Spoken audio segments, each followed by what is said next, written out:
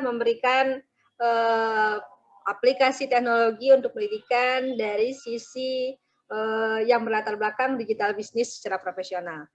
Pada Pak Mas Rizal, silakan, kami persilakan.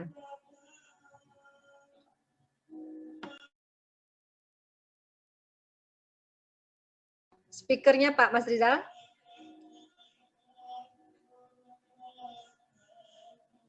Udah? Oke. Silakan Pak. Oke. Screen saya udah bisa dilihat? Pak Mas Rizal. Udah ya, oke, terima kasih.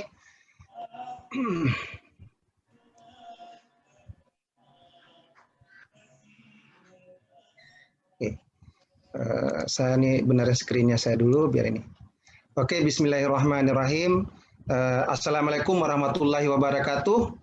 Terima kasih Bu Citra, terima kasih Prof. Asli, Pak Burmalis, tadi juga narasumber yang lain, Pak Gogot, dan Pak Adri, dan Bapak Ibu semua, dan narasumber yang lain yang tidak sempat saya sebutkan satu persatu namanya, nanti kita bisa berinteraksi setelah ini atau nanti di lain waktu.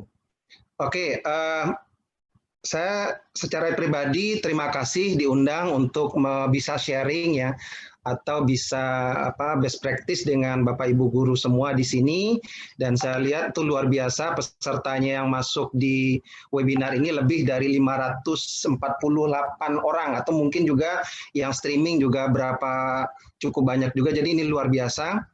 Nah, tadi menarik memang dari materinya Pak Gogot juga Pak Adri, saya cuman nanti kalau yang ada mirip overlap saya nggak akan bahas lebih banyak. Tapi poinnya begini ya, saya terus terang dengan dengan pandemi ini tadi sudah disampaikan juga oleh Pak Gogot dan Pak Adri, suka tidak suka, mau tidak mau kita harus go digital istilahnya. Nah, bagaimana go digitalnya? Tadi Pak Adri udah bahas stepnya, bagaimana saya lebih cenderung ke pendekatan yang praktis saja. Dalam artian apa sih aplikasi-aplikasi yang mungkin mudah dipahami oleh Bapak Ibu guru semua dan insya Allah bisa bermanfaat. Mungkin sedikit sebelum saya masuk ke materi, saya ada sedikit cerita dari teman saya, kebetulan guru saya dulu, mungkin sebelum saya masuk, mungkin saya perkenalkan diri saya dulu aja ya, jadi biar nanti kita kenal. Saya background saya di orang awak juga. Saya lahir di Lubuk Alung, saya sekolah di SMA sampai SMA Lubuk Alung. Kemudian saya juga lanjut terakhir di Jakarta setahun. Habis itu saya pernah masuk di STAN dan terakhir saya masuk di ITB di jurusan Teknik Kimia. Nah, mungkin Bapak Ibu menarik ya, kok bisa seorang chemical engineer sekarang kok ngurusin sekolah, ngurusin pendidikan. Nah, ini saya ingin berbagi pengalaman saya pribadi. Saya itu secara profesional itu bekerja di Coca-Cola, dulu pernah juga di pabrik Cibitung, pabrik Duku di Duku ya, pabrik Coca-Cola, dan terakhir saya 2011 keluar dari Coca-Cola dan menjalankan bisnis sendiri. Pada saat ini saya berada di 3 perusahaan, selain saya juga menjadi staf ahli di beberapa di beberapa lembaga, salah satunya di BNPT misalnya, dan di salah satu BUMN ya. Nah, kalau perusahaan sendiri saya ada Sintola dan UEFA Digital Campus, saya sebagai marketing director-nya, dan di Spirit Inti Abadi, ini bisnis saya di bidang cashless spending machine, saya juga sebagai marketing director-nya. Nah, ini pengantar saya. Nah, sebelum saya melanjutkan ke materi, saya ada cerita keluh kesah lah dari teman, kebetulan guru juga dan mantan wakil kepala sekolah di SMA Lubuk Alung. Beliau mengajar mata ajar itu kalau saya nggak salah fisika, saya nggak usah sebutkan namanya, nanti tahu aja, nanti bisa dicek ya, karena kalau yang dari Lubuk Alung mungkin bisa tahu. Nah, di masa pandemi ini ya, dia harus mengajar katakanlah 8 kelas 1 minggu dengan mata pelajaran yang sama. Misalnya dia kelas 1 misalnya, itu dia mengajar 8 jam, 8 kelas. Nah, sementara pembelajaran itu dilakukan secara daring. Nah, yang menjadi persoalan adalah itu pembelajarannya dilakukan di kelas yang berbeda. Nah, idealnya kalau menurut hemat saya, karena kita belajar secara online, secara daring, harusnya bisa dilakukan dalam satu kelas. Tinggal nanti penugasannya, tugasnya bagaimana, itu bisa diatur. Nah, ini hal-hal seperti ini mungkin saya sudah sampaikan juga, terima kasih Prof. Asli, kita sudah follow up, mudah-mudahan saja dengan ini kita bisa memahami bagaimana strategi kita mengajar lebih efektif pada saat pandemi ini. Oke. Nah, saya berangkat, kenapa tadi saya ingin cerita? Teman-teman mungkin atau Bapak Ibu, ya mungkin Bapak Ibu heran, kok saya sekarang bisa menjadi seorang digital profesional? Ya, saya memang dulu belajar sendiri. Nah, ini yang ingin saya bagi namanya nanti di dalam pengantar saya menyebutnya ini satu hal yang penting menurut saya. Saya berulang kali dulu Prof. Fasli mengajak saya ke Padang waktu itu, ke Adabia, ke INS Kaitanam dan Universitas Dharma Andalas. Ini saya introduce ini, ya. Kenapa ini penting? Banyak kalau saya lihat kita terjebak kepada kurikulum TIK ya dalam belajar bagaimana menggunakan aplikasi, bagaimana mencetak ini. Sebetulnya itu sekarang bagi anak-anak kita tuh gampang. Mereka tidak perlu itu yang diajarkan. Mereka yang penting itu adalah bagaimana mereka memahami teknologi itu secara mandiri. Nah, salah satu approach-nya itu adalah kita sebut kompetensi digital literacy. Nah, digital literacy itu apa? Ada aspek safety di situ yang harus dipelajari, ada aspek untuk security-nya, dan ada aspek untuk digital identity-nya, dan ada aspek untuk well-being atau untuk kesejahteraan atau kebaikan hidup kita. Saya nggak akan bahas ini terlalu banyak, ini sebagai pengantar saja. Artinya apa? Internet itu bisa kita gunakan untuk banyak hal. Bisa untuk mesan tiket, bisa untuk media sosial, bisa untuk belajar, bisa untuk berbagi, dan sebagainya, bisa berdonasi, dan sebagainya. Nah, tetapi di baik itu, kita harus mencoba memahaminya dengan baik, dan inilah yang menurut saya kompetensi ini harus kita ajarkan dari dini kepada anak-anak kita.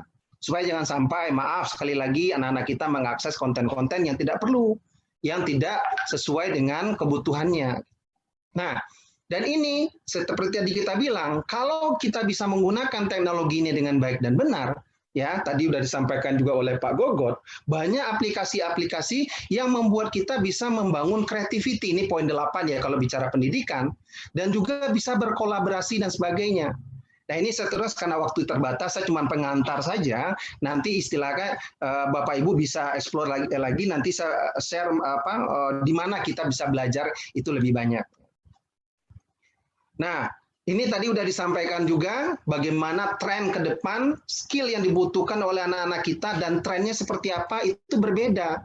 Jadi tadi seperti Pak Gogot nyampaikan, kita harus mendidik kita, menyiapkan anak-anak kita untuk siap menghadapi masa depannya. Makanya sekarang saya yakin Bapak Ibu semua sudah melihat ya, bahwa terutama di SMA, anak-anak kita sebetulnya udah tahu dengan banyak hal, tinggal tugas kita mengarahkan. Makanya tadi udah dibahas juga apa itu student center learning dan teacher center learning. Ya kita mau tidak mau, suka tidak suka, kita harus shifting yang dari tadinya teacher center learning dengan ke student center learning. Nah ini saya nanti bisa sharing berapa hal saja yang mungkin kita bisa cobakan untuk anak didik kita. Nah, jadi ke depan itu dengan ada industri 4.0 misalnya atau 4.0 dibilang sama saja, yang banyak pekerjaan-pekerjaan yang berulang itu udah digantikan sama robot. Banyak pekerjaan-pekerjaannya yang maksudnya nanti udah digantikan oleh AI, artificial intelligence dan sebagainya. Nah, untuk itu yang dipentingkan nanti adalah kita harus mendidik anak-anak kita mempunyai kemampuan untuk berinovasi atau mempunyai analytical thinking dan sebagainya, mempunyai creativity. Nah, itulah tugas kita sekarang untuk menyiapkan. Saya nggak akan bahas secara semua karena waktu kita tapi paling tidak materi ini kita Bapak Ibu bisa lihat lebih detail nantinya. Nah, sekarang kita bisa belajar, saya pribadi tadi saya cerita, Bapak Ibu heran kok bisa, kok orang chemical engineer kok bisa menjadi digital marketer dan juga bicara edutech dan sebagainya. Saya terus terang dari 2011 saya belajar secara mandiri. Ya, belajar secara online. Saya belajar dari MIT Coursera misalnya salah satunya, bisa saya belajar dari Udemy, belajar dari Coursera dan belajar berapa digital marketing dari UK, banyak platform dan sebagainya saya ikutin banyak Nah, itu kita bisa lakukan di era digital ini. Nah, kalau ini Bapak Ibu kita mengedukasi, memberikan kesempatan pada anak kita untuk mengembangkan kompetensinya, nah tugas kita adalah tentu mengarahkan. Artinya apa di level, misalnya di tingkat SMA, misalnya apa sih yang kompetensi yang harus dia miliki, terutama di bidang IPA misalnya. Dan itu kan udah ada kurikulumnya kan. Nah, tinggal nanti bagaimana materinya atau apa, kemarin udah diajarkan, saya nanti akan bicara pendekatan best practice-nya. Nah, dari slide ini Bapak Ibu bisa lihat ya, Itu mungkin saya kemarin berapa kali ada yang belum kenal Khan Academy, ya bagus saya kalau tidak kenal ya sekarang kita harus coba explore lagi apa itu Khan Academy. Kemudian juga YouTube jangan hanya nonton nyanyi aja atau lagu saja, tapi banyak pelajaran yang bisa kita peroleh melewati YouTube. Ya nanti kita bisa lihat saya berapa aplikasinya. Di bawah ya itu ada MIT Coursera. Saya terus terang menurut hemat saya, salah satu perguruan tinggi yang sangat keren untuk pembelajaran online-nya adalah MIT. Selain dari Harvard juga yang lain, tapi yang memang dibuka untuk publik dan umum itu adalah MIT dan satu lagi NPTEL Coursera. Nah, kalau model itu adalah aplikasi yang memang atau LMS yang kita banyak dipakai tadi untuk dunia pendidikan. Nah, di bawah saya juga sampaikan lagi, ini kita sering di Indonesia kita bisa lihat itu Ruang Guru, Zenius, Keyboard dan sebagainya, itu yang tadi ada yang berbayar, ada yang gratis. Saya tidak bicara untuk masing-masing aplikasi ini, tapi sedemikianlah education teknologi yang berkembang di sekarang ini, dan ini terus berkembang dengan pesat, apalagi dengan pandemi ini. Jadi saya terus terang dulu saya belajar banyak dari Coursera, banyak belajar dari MIT Coursera tadi, dan juga dari Udemy untuk tentang digital marketing dan sebagainya. Nah, saya mungkin akan saya geser ini dulu biar tidak ini ya. Ini saya nggak bisa slideshow, maaf. Ini bisa. Ini saya ingin memutar video ini ya. Ini yang kita sebut learnability question. Jadi kita dari sekarang sudah mengajarkan anak-anak kita yang disebut dengan learnability. Ini silakan dilihat videonya ya. Mohon maaf, saya coba besarkan. Ya.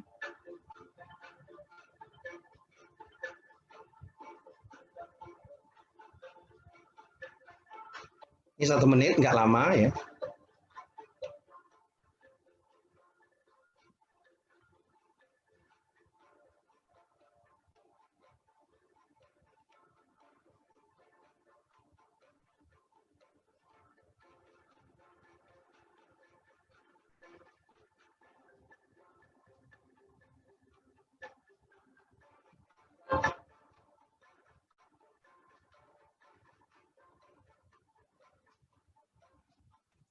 Nah, ini video 1 menit, tapi bisa memberikan gambaran ke kita. Sekarang saja, ini di era waktu sekarang aja, ini udah kejadian. Jadi baru kita belajar satu teknologi, dalam waktu 1 tahun berikut udah datang lagi teknologi baru. Makanya yang perlu kita bangun sama anak-anak kita dari kecil atau dari sekarang, yang kita sebut learnability question. Apa itu learnability question? Yang memang mereka dibangun mindset-nya mereka harus bisa belajar mandiri. Nah, pada saat ini guru memang penting pada saat masa membangun karakter, membangun kedisiplinan mereka, membangun mental mereka. Memang kita memerlukan guru, tapi jangan lupa mindset untuk learnability ini adalah satu kewajiban kalau menurut saya. Kalau kita dulu mungkin kenal namanya ESQ ya atau IQ, sekarang ada satu lagi yang disebut dengan learnability question. Ini yang harus dipahami, harus kita coba endorse lah istilahnya, kita perkenalkan dengan anak didik kita, terutama untuk level SMA. Jadi jangan, tadi sebetulnya disampaikan juga sama Pak Gogot dan juga Pak Adri, bahwa itu mereka belajar itu sebetulnya untuk memfasilitasi ini. Jadi anak didik kita tidak terpaku pada major atau jurusannya dia saja, dia bisa belajar banyak hal. Dia walaupun seorang teknik, dia bisa belajar tentang komputasi, dia bisa belajar tentang big data, tidak apa-apa selama dia bisa menikmati itu sesuai dengan kemampuannya dia. Ya. Ini saya ada satu slide berikut, Ini ini menarik lagi, ini perkembangan sekarang, ya. Ini kalau nggak salah videonya dirilis 2 tahun lalu. Ini sudah in place, artinya sudah bisa dilakukan selama nanti developernya bisa mengembangkan konten-kontennya yang seperti ini, dan ini bisa menjadi support untuk learnability question. Silakan dilihat videonya 2 menit.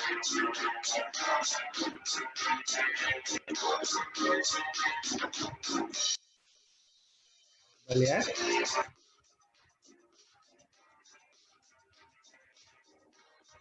Ya.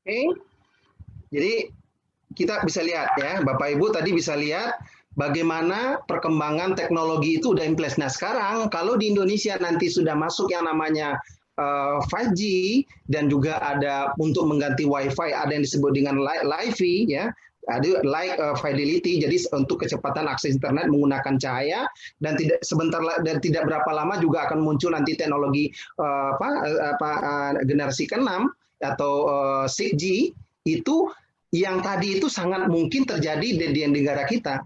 Dan kenapa itu model hologram, teknologi. Nanti guru-guru juga anak-anak kita bisa belajar dengan pendekatan teknologi AI dan hologram seperti tadi. Nah, makanya ini yang perlu kita pahamin. Nah, tadi saya cerita, ini saya terus terang ini pengalaman saya pribadi, ini terutama ini saya sampaikan kepada Bapak Ibu guru, kalau ingin belajar menambah kompetensi, ingin menambah pengetahuan, silahkan gunakan berapa situs ini yang banyak rata-rata adalah bisa belajar secara online, silahkan sesuai dengan passion atau bidang yang ingin dipelajarin, mudah-mudahan bisa bermanfaat. Salah satunya mungkin Khan Academy bisa sebagai sumber inspirasi kita untuk bagaimana materi-materi yang bisa kita nanti share kepada anak didik kita. Nah, itu pengantar saya dulu bahwa itu pentingnya digital literacy, dan yang penting menurut saya ya, Bapak Ibu guru semua, kita adalah membangun kepercayaan diri anak-anak didik kita. Jangan, kalau saya melihat sekarang saya juga menerapkan kepada anak-anak saya, walaupun mereka belajar di rumah, belajar gunakanlah waktu itu untuk semaksimal mungkin untuk belajar mandiri. Ya, artinya dia bisa explore, banyak bertanya, dia bisa akses banyak tempat-tempat untuk belajar mandiri seperti ini. Dia selain misalnya seperti ruang guru atau dan lain sebagainya. Oke. Nah, sekarang saya masuk kira-kira ini yang penting menurut saya, tadi Pak Adri udah cerita ya. Ini sebetulnya ada di tempat lain tuh dia mengajarkan Google Drive. Menurut saya salah satu aplikasi yang menurut saya itu penting dikuasai oleh guru. Mungkin belajarnya silakan bertahap, tapi ini saya highlight. Kenapa Drive? Di Google Drive ini kita bisa mengakses banyak hal, di samping untuk menyimpan data, ya, untuk menyimpan dokumen, bahan ajar, bisa di Google Drive, tapi juga kita banyak menggunakan bisa aplikasi yang bisa kita gunakan juga untuk yang sifatnya gratis. Jadi kalau Bapak Ibu nggak bisa membeli aplikasi Microsoft yang berbayar, kita bisa menggunakan di sini, di Google Drive, yaitu bisa semacam semacam Word dan Excel dan PowerPoint itu ada di Google Drive. Selain itu kita juga bisa, sudah sering kita pakai yang itu namanya Google Form. Itu ada terintegrasi dengan Google Drive. Kapasitasnya cukup besar, 15 GB. Kalau misalnya berbayar itu memang bisa sampai 1 TB. Tapi kalau mau gratis, kalau misalnya sudah penuh, gampang bikin aja akun satu lagi gitu ya. Kemudian tadi dibilang sama Pak Gogot, ini bisa digunakan untuk berkolaborasi. Ya, jadi kalau kita mengerjakan satu konten, misalnya PowerPoint atau misalnya video, atau bisa kita tempatkan di sini dan kita bisa berinteraksi dengan tim secara kolaborasi secara online. Ya, kemudian kita juga bisa berbagi dokumen ini kepada orang lain dengan cukup mudah. Ini saya stepnya aja, nanti saya mau highlight. Nah, ini saya cuma highlight ini. Kenapa ini penting? Jadi Bapak Ibu mungkin ini berguna nanti dalam proses pembelajaran.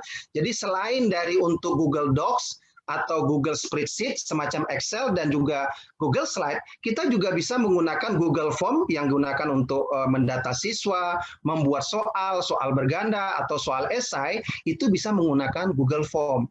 Nah, selain itu kita juga bisa membuat Google Gambar. Di sini ada juga Google My Map. Tapi yang penting menurut saya adalah di sini ada Google Site. Nanti saya juga jelaskan yang mau memakai Google Site untuk proses belajar mengajar juga bisa. Jadi kita membuat untuk modul itu bisa menggunakan platform Google Site. Itu setahu saya kemarin ada guru SMA Bukit Tinggi, kalau nggak SMA 3 atau SMA 2, saya lupa. Kemudian yang satu lagi ada Google Jamboard. Nah, jadi kalau Bapak Ibu punya komputer ya, nanti semacam whiteboard-nya itu bisa menggunakan Jamboard. Ya, saya cuma meng-highlight di sini saja. Nanti silahkan dicoba, gampang sekali. Nanti kalau ada waktu saya coba share live sedikit, mungkin 1 menit atau 2 menit. Nah, mudah-mudahan aja ini bermanfaat untuk Bapak Ibu guru dalam proses pembelajaran. Jadi bisa digunakan untuk membuat dokumen presentasi, bisa untuk membuat sheet atau Excel, bisa menggunakan dokumennya untuk dokumennya, dan yang sering saya lihat itu adalah untuk Google Form.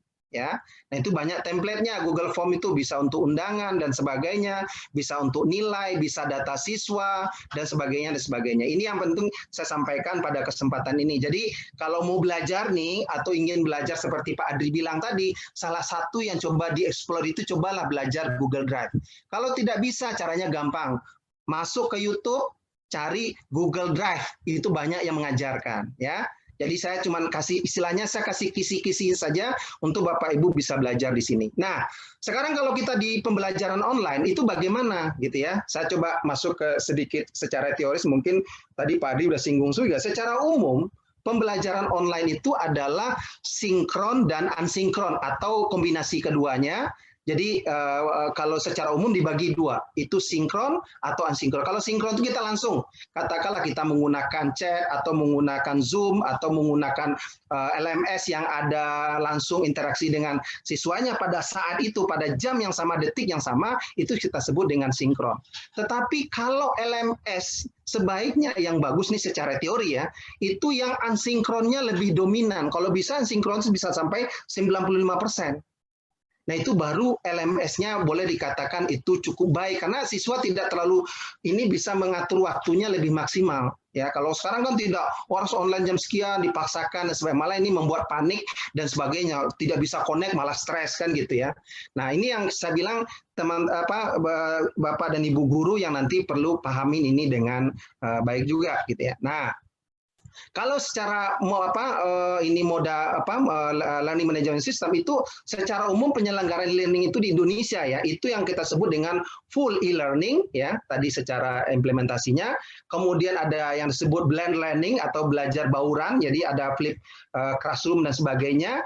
Kemudian ada web enhanced learning yang memang face to face kelas yang tadi saya bilang. Jadi kalau idealnya itu adalah full e-learning, itu bicara tahap ideal. Tapi kita mungkin masih banyak antara pembelajaran campuran dan juga nanti yang saya bilang tadi dengan enhanced web learning gitu ya. Oke.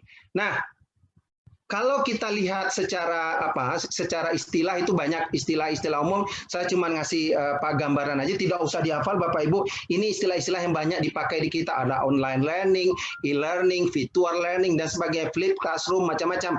Ada massive open online course yang mungkin secara seperti Coursera itu salah satu kategorinya massive open online course, orang bisa akses jutaan pada saat yang sama, itu kategorinya udah masuk ke dalam massive open online course dan sebagainya.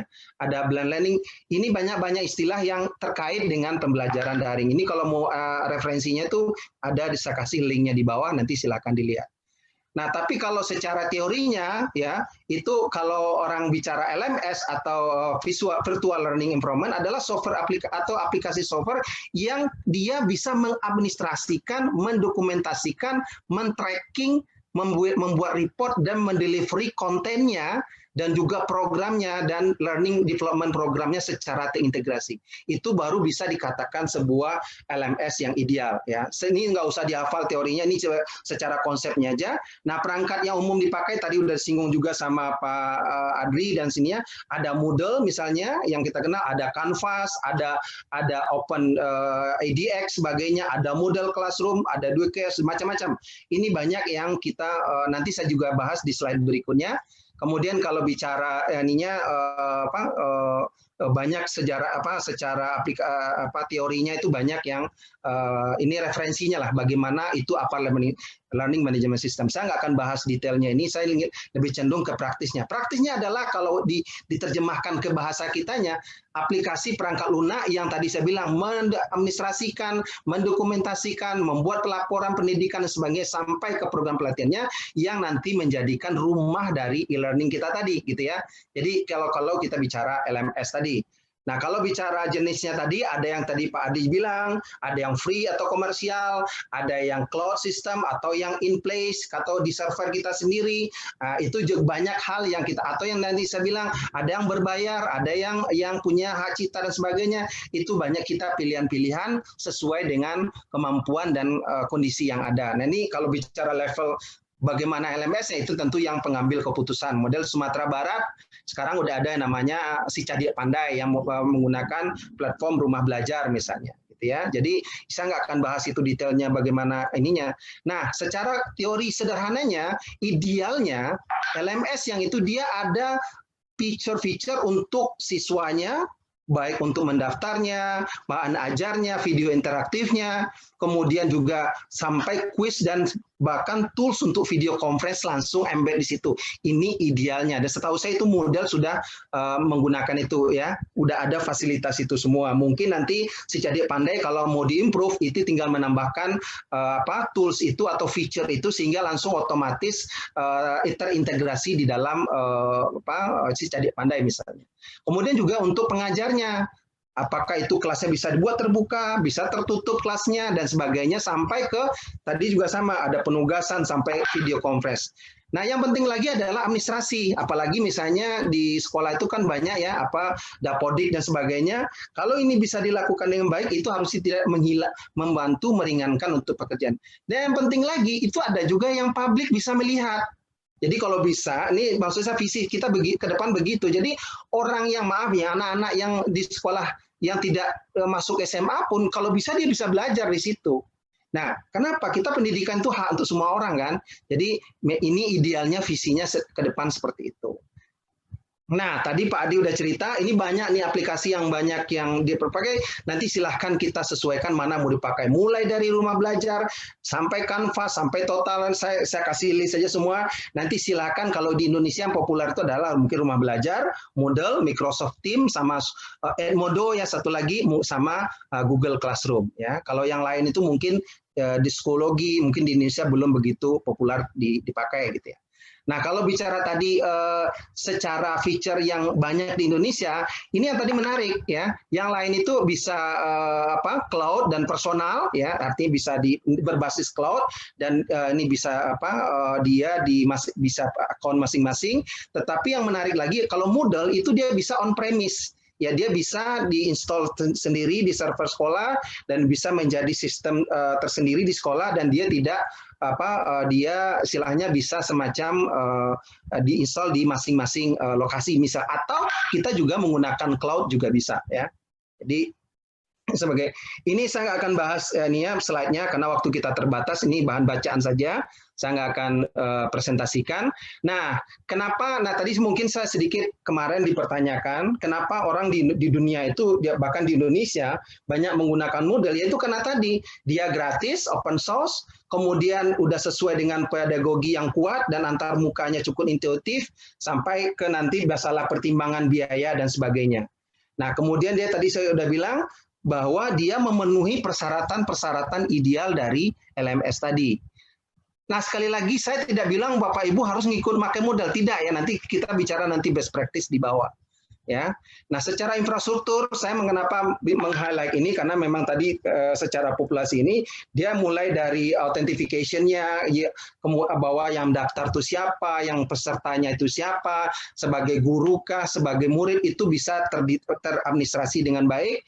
Kemudian bicara konten, kemudian datanya, kemudian bicara penyimpanan portofolionya dan sebagainya, itu arsitekturnya sangat-sangat cukup sophisticated, dan saya pikir itulah mungkin jadi dasar model itu banyak dipakai di Indonesia. Salah satunya di Sumatera Barat, UNP kan juga cerita menggunakan platform Moodle sebagai baseline yang nanti yang digunakan sebagai LMS di sana.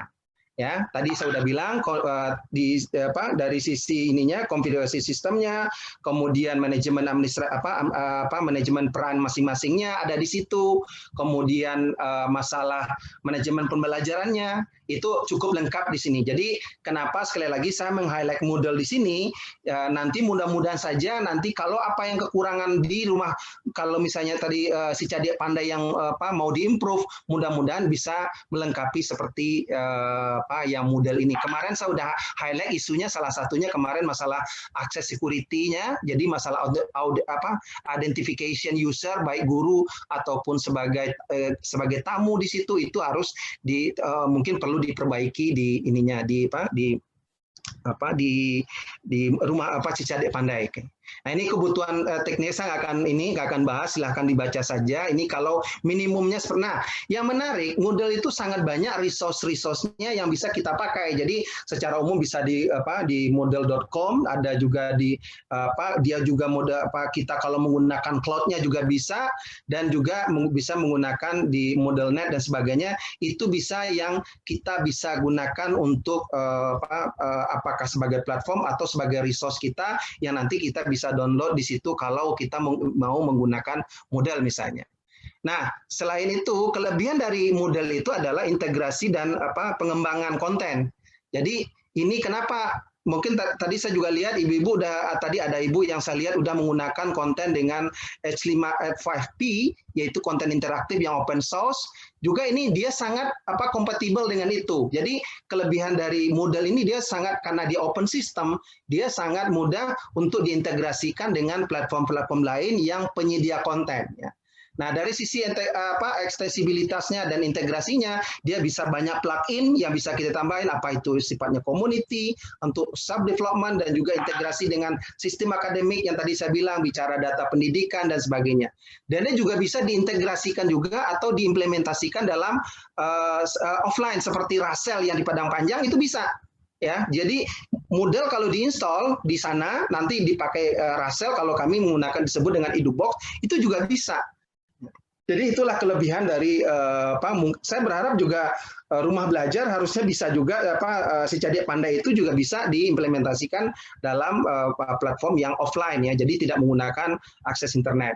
Nah, bicara integrasinya dan sebagainya, ini orang programming, ya, itu ada antarmukanya, kemudian web service dan sebagainya. Dia juga punya mobile apps-nya. Jadi dia bisa dalam sangat mobile friendly gitu, ya. Nah, selanjutnya saya bicara best practice-nya, ya.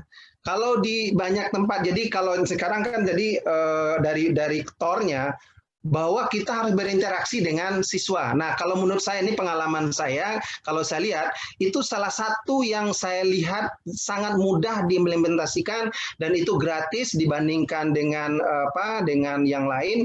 Kalau misalnya kita menggunakan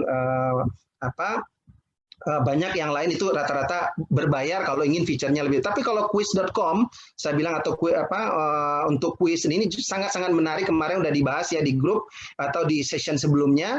Ini saya sangat menyarankan. Jadi kalau misalnya kita untuk tadi Pak Adri bilang untuk tahap awal kita belum bisa punya LMS, ya udah mungkin bisa pakai WhatsApp dulu atau WA dulu dan Telegram untuk bicara penugasan, untuk interaksinya. Nanti bisa menggunakan Google Form untuk membagikan tugasnya ataupun membuat ujiannya atau absensi kalau memang diperlukan absensi, dan juga bisa menggunakan YouTube untuk video streamingnya kalau ini yang paling dasar. Kalau misalnya tidak muridnya susah lah untuk bisa sinkron, tapi kalau YouTube kan kalau dia nggak bisa nonton pada saat itu, dia masih bisa nonton setelahnya, kan gitu. Jadi kendala kita kalau di level-level TK dan SD itu kan dia harus didampingin sama orang tuanya misalnya. Ini contoh. Nah, aplikasi kombinasi yang lain bisa menggunakan yang lebih advance tadi seperti dibilang, itu menggunakan Google Classroom. Nah, nanti saya yakin Google Classroom, saya tadi Bapak Ibu kalau mau belajar Google Classroom sangat mudah. Nanti saya kasih contoh langsung ya, mudah-mudahan saya ada waktu membuat di live stream live-nya. Itu sangat mudah sekali kita menggunakan Google Classroom kalau menurut saya, kalau Bapak Ibu mau belajar ya. Nah, kombinasi lain apa? Ditambah dengan WhatsApp, dengan menggunakan atau Telegram, tadi juga quiz.com juga membantu dan Google Form.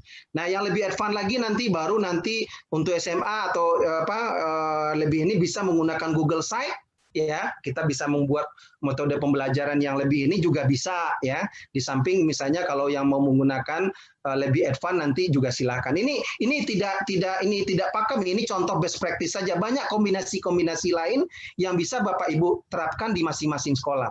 Ini semacam contoh saja gitu ya. Jadi bisa gunakan Google Site tambah Google Form atau nanti juga tapi ditambahkan dengan Zoom meeting untuk sinkronosnya berapa jam seminggu misalnya atau berapa. Saya menyarankan kalau Zoom meeting itu kalau bisa jangan lebih dari 1,5 jam atau paling lama tuh 2 jam ya. Ya kalau misalnya kelasnya digabung atau apa ya bisa. Kalau bisa 1 jam, usahakan 1 jam itu nanti baru tugasnya udah cukup menjelaskan tugasnya saja atau menyampaikan bisa videonya udah disiapkan seperti itu demikian. Jadi anak-anak tidak bosan selalu berinteraksi sinkron dengan gurunya gitu ya. Nah, yang lain bisa menggunakan LMS jadi pandai dan sebagainya. Ini sama saja. Kemudian baru yang terakhir bisa menggunakan LMS Moodle tadi saya bilang yang di dalamnya sudah ada fiturnya, tetapi untuk komunikasi tentu masih menggunakan chatting semacam WhatsApp dan sebagainya. Nah, dari saya pikir ini salah satu komitmen. Nah, saya tambahkan ini tadi udah disampaikan juga sama Pak Gogot ya, ada referensi modul atau materi. Saya kasih listnya, salah satunya TV edukasi, rumah belajar Kemendikbud, tadi udah sampaikan juga sama Pak Gogot, ya bisa Bapak Ibu guru bisa buka linknya, rumah belajar. Ini contoh-contoh saja, silahkan nanti Bapak Ibu coba cari yang lain, kalau sudah dapat nanti bisa share sama temannya, kemudian juga ada Anak Akademi Indonesia, ini berapa list yang saya coba, sering saya coba pakai sebagai bahan referensi. Kemudian saya pikir ini nanti kalau ada misalnya PR atau portofolio, saya cuma mengarah mungkin Bapak Ibu yang lain ya, yang tadi nanti akan dipresent sama narasumber yang lain, ya coba kita membuat list aplikasi atau rencana aplikasi-aplikasi apa saja atau kombinasi apa saja yang Bapak Ibu ingin buat, nanti baru coba nanti buat dilatih dan diimplementasikan, dan sekali lagi sebelum dilatih ke siswanya, coba dilatih di rumah dulu gitu ya.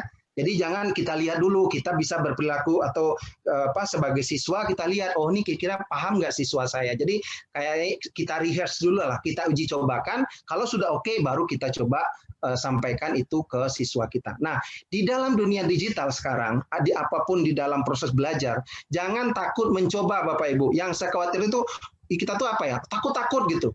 Nggak masalah bikin Google Classroom, bikin, nggak ada masalah, nggak ada larangan. Bikin Google Site, bikin. Kalaupun gagal, bisa di-delete. Kalaupun kurang bagus, kita belajar lagi, nonton lagi. Jadi memang gunakanlah waktu yang semaksimal mungkin. Kalau tadi saya bilang, waktunya harus mengajar 9 kelas tadi, bisa digabung dalam satu kelas, kan bisa hemat 9 kelas kan. Nah, 8 kelasnya lagi. Nah, 8 kelas itu gunakan untuk belajar. Ya Bapak Ibu ya, jadi ini saya berharap dengan kesempatan juga kita di era di saat pandemi ini untuk belajar, jangan mentang-mentang sudah ini kita hopeless ya, jangan. Ya seringlah ikut webinar yang seperti sekarang biar kita mendapat pencerahan dan sebagainya dari narasumber lain. Saya ingin share sedikit untuk waktu saya berapa menit lagi Bu? 2 menit lagi Pak Mas Rizal. Boleh sedikit share tentang ini ya. Saya mohon maaf, saya ingin share sedikit tentang bagaimana tadi Google Docs. Saya udah siapin sebetulnya di sini materinya, tapi nggak apa-apa. Saya langsung aja live-in aja. Jadi Bapak Ibu tadi yang penting misalnya Bapak Ibu ingin yang belum tahu ya, kalau misalnya nih mana tahu baru ikut, tapi setahu saya ini kalau mau ingin mengakses Google Drive ya, itu sangat mudah. Di sini kita bisa lihat ada kalau Bapak Ibu masuk ke Google, itu ada 9 titik di sini ya, ada 9 titik di sini, atau langsung juga diketik Google Drive juga bisa. Nah, tapi di sini ada Google My Business, ada Google Search. Nah, kalau mau Google Drive lihat di sini. Saya ingin maaf Bu Citra, saya ingin menyampaikan ini saja sama Bapak Ibu semua. Nah, di sini Bapak Ibu bisa lihat tadi yang saya sampaikan. Jadi mau menggunakan untuk menyimpan dokumen bisa di sini. Tetapi juga bisa untuk tadi saya bilang kita bisa menggunakan drive ini, bisa lihat di sini ya, bisa more, pilih tadi saya di modul saya sudah saya sampaikan juga. Nah, ini saya lihat nih. Jadi Bapak Ibu bisa buka menggunakan Google Docs, bisa menggunakan Google Sheet, bisa menggunakan Google Form, bisa menggunakan yang sampai ini tadi misalnya Jamboard tadi saya ceritakan. Nah, Jamboard ini semacam kalau mau belajar mau membuat modul materi pun juga bisa ini. Jadi Bapak Ibu bisa bikin screencast ya, atau bisa menggunakan akses ke seperti sekarang bisa akses Google Meet, nanti ada screencast-nya, atau nanti kita langsung aja di sini juga bisa. Ini semacam whiteboard, ini bisa digunakan untuk menulis, dan sekali lagi apa yang kita tulis di sini itu bisa tersimpan. Ya, itu kelebihannya. Jadi misalnya kayak kita udah menulis rumus dan sebagainya, ini bisa ini ada sebagai pulpen di sini. Nah, memang kita kalau idealnya kita punya namanya screen board ya. Jadi kita menulisnya lebih enak, kalau pakai mouse memang tidak nyaman gitu ya. Tapi ini silahkan dicoba nanti, dan ini kita bisa pindahkan screen-nya, background-nya bisa kita ganti ya. Ini Bapak Ibu bisa coba nanti background-nya bisa macam-macam. Kalau yang belajar matematika ini bisa diganti seperti ini. Ya, jadi ini contoh ya, dan ini bisa kita pakai untuk bahan pembelajaran kepada murid-murid kita. Dari saya mungkin itu Bu Citra, mungkin waktunya terbatas ya, mudah-mudahan nanti ada kesempatan yang lain kalau mau kita belajar lebih detail. Insya Allah nanti di lain kesempatan saya insya Allah bersedia untuk sharing lagi kalau mau belajar tentang LMS lebih detail, mau membahas tentang Google Docs, Drive itu lebih detail, insya Allah kita bisa sharing. Dari saya itu.